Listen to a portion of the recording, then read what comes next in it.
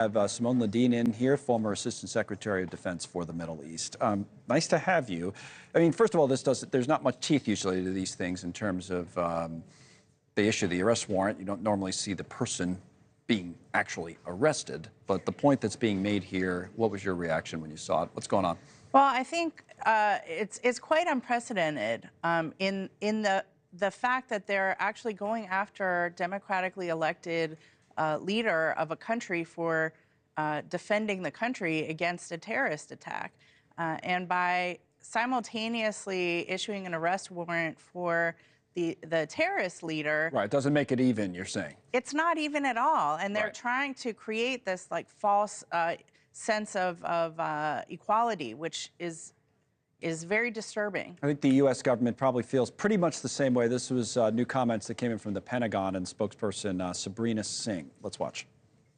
The United States fundamentally rejects the court's decision to issue these arrest warrants for senior Israeli officials. We remain concerned by the prosecutor's rush to seek arrest warrants and, some of the processes that this has played out in. And again, we've been very clear that the ICC does not have jurisdiction over this matter. No jurisdiction. Well, that's kind of, to some extent, what I was referring to earlier. But what about that issue, and whether this is just to get headlines, I suppose, or? I mean, what they missed, what the U.S. government, I think, missed in their response today was a very strong pushback against this attempted moral equivalency that the ICC has rolled out between, like I said, a democratic leader and the terrorists that have attacked it.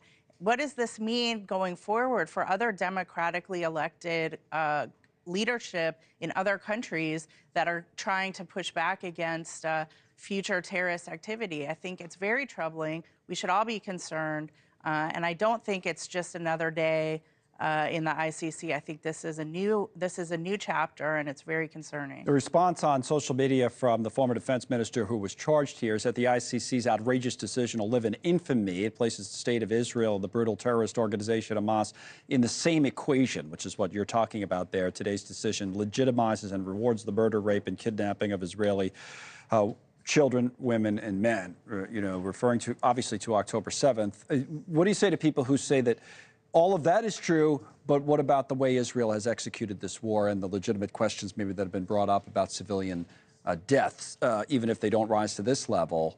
Should they be dealt with in some other way, or?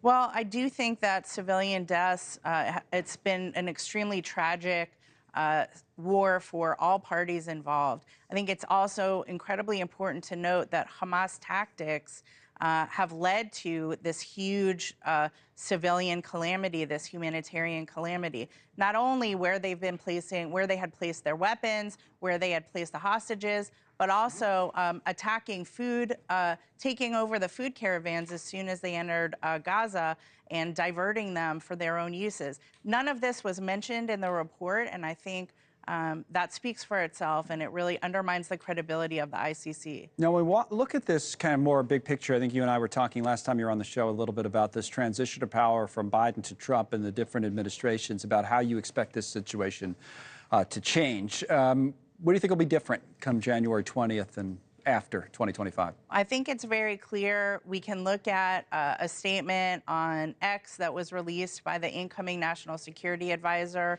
Mike Waltz, saying categorically pushing back against this and also saying things are going to be very different. So, I mean, if you were looking for a sign, I would say that's it. But the policies that the first Trump administration were following were totally divergent from this. And what would be a change that we'll see early on, not necessarily related to this, but in how he deals with the conflicts in the Middle East? What will we change right away, do you think? Well, I think there's going to be a focus on peace. I think there's going to be a focus on dealing with the head of the snake or the head of the octopus, which is Iran. Iran has been funding all of these terrorist proxies, and including Hamas. And instead of actually releasing money for Iran, like the Biden administration has done, the Trump administration has said they're going to go back to maximum pressure campaign. Right. So it's going to change dramatically, I think, right on day one. Yeah, the dynamic between Trump and Iran, certainly there's a history there. So we'll see how that develops early on in the administration. Thank you, Simone. Thank you for coming in. Simone Ledeen with us.